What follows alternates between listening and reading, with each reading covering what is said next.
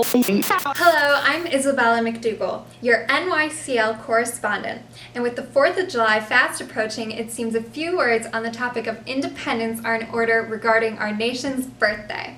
I absolutely love this holiday. It's a time to get together with friends and family, have a yummy barbecue, and celebrate our freedom and our unique heritage. But I do want to talk about what's really going on when everyone is celebrating. It all became clear to me when the Mayan calendar expired, but it didn't really expire. Anyway, the 4th of July holiday is just our government trying to create a diversion so they can place us under even more massive surveillance and protect themselves when all those fireworks are going off. Yes, why do you think we celebrate it in every park, every town, from sea to shining sea? Because they're using that time to put even more snooping devices in every tree, bus stop, corner, under every house, street, and building, and to blast out even more bunkers for the elite. Do you really think that boom you hear and the shake you feel is all from the fireworks? And why else would the fireworks be at night? In the darkness, you can't see what they're doing. There are more closed-circuit TVs here in Chicago than any other city in the United States. Why do they need more? Because they want to have even more control. More control. More control. Come on. Chicago already has more hidden cameras than Charlie Sheen's bedroom. And that's not a joke.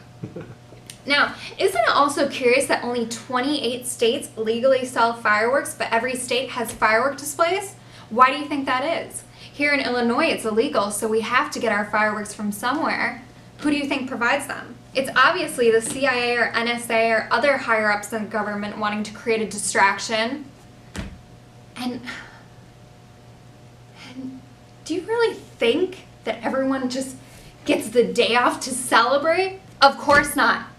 They need as many unaware people at the displays as possible so they can work on their secret plot to control us. And take our flag, for instance. This is real proof. Now, what do you see here? Red, white, blue, and 50 nifty stars. Now, I've done some actual forensic work, and if you connect the stars in such a way, it really adds up to 28. The same number as the states that sell fireworks, and the center creates a home shape with the all-seeing Illuminati eye right in the middle. This is proof and evidence that they have been conspiring against us. Hold it. I feel a strange presence. I've had it before. Is there someone behind me?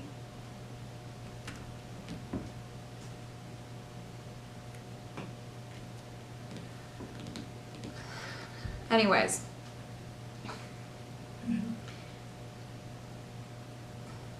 Anyway, so when you grab that blanket or lawn chair and sit back and look into that beautiful night sky at those fireworks, remember, they're working while we're playing. Thank you for watching, and happy birthday, America! Happy birthday, America! Thank you, Isabella. That was truly hilarifying, which is a mix of hilarious and terrifying. Hashtag hilarifying. Up next is Sal with his segment. Hi, I'm Sal Mascali. America is currently performing a scientific impossibility. We are defying the laws of physics and actually moving backwards in time, socially, economically, and politically. We have elected as our president the human equivalent of a hot air balloon crash, who was clearly stuck in the 1980s with his economic ideals. We have a vice president who couldn't be more stuck in the 1950s if he was Marty McFly without lightning.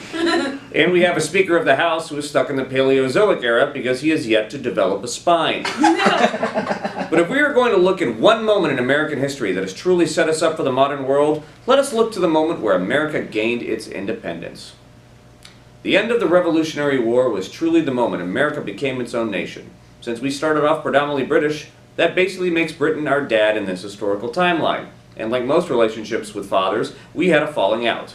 America got drunk and said, "Screw you, Dad, I'm going to go my own way and be my own country." To which Dad replied, "Over my dead body." The only problem was that while most fathers use that as a threat, America's father actually meant it, and a war broke out. In the end, the child proved dominant over the father, who went on to take over the Caribbean because, let's face it, it's nicer down there anyway. But let's look at how America did after we went on our own. We took what little we had and built upon it. Sure, we had our ups and downs. We got into a lot of fights that could have easily been avoided, and one time we tried really hard to quit drinking, only to have disastrous consequences. But we were ambitious. America went off, away from its controlling father, and went to an Ivy League school. But then we found school was too hard and decided it's just easier to deny sciences than to actually learn them. We even try to have great relationships with our neighbors. The only problem is sometimes your neighbors don't like you very much. And your relationship is literally just bumping into each other when you're both at the mailbox and at the same time having an exchange that's nothing more than an awkward hi. Meanwhile, on the other side of the world, Dad currently is not doing so hot. His relationship with his friends has become tense after he decided he wanted to move out of the shared apartment, leaving them to pay the rent and utilities on their own. The problem is, Dad doesn't have anywhere to go and is now forced to walk the earth like Samuel L. Jackson at the end of Pulp Fiction. So naturally, the now struggling father is coming to the supposedly successful child for support. And we would love to be supportive. The only issue is we currently have our own problems to deal with, namely an opioid addiction and an abusive relationship with a controlling, narcissistic, pathological liar who will probably beat us if we ever try to leave him. Dad is knocking on our door, and we, unfortunately, have to pretend we are not home. Hopefully Dad will head off to try to find support from one of his other kids that left him, like India or Northern Rhodesia. The child-parent relationship is an important one, and currently we need each other's help. So I am suggesting a truce. Let us take the most American person we can think of, namely Nick Offerman or Dwayne Johnson, and pair them with the most British person we can think of, namely any British person you were thinking of when I suggested that. Send them on the Maury Povich show and they can hash it out. We are still a family, and families need each other. So we will wait for a Britain with open arms. Britain, come back to us. Both of us may be going down in flames, due to our poor choices, but we might as well go down together. Back to you.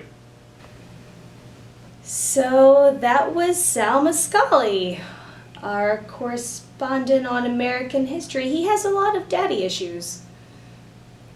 Don't we all? We now take you live to our studio correspondent, Alex Peters, being a huge asshole.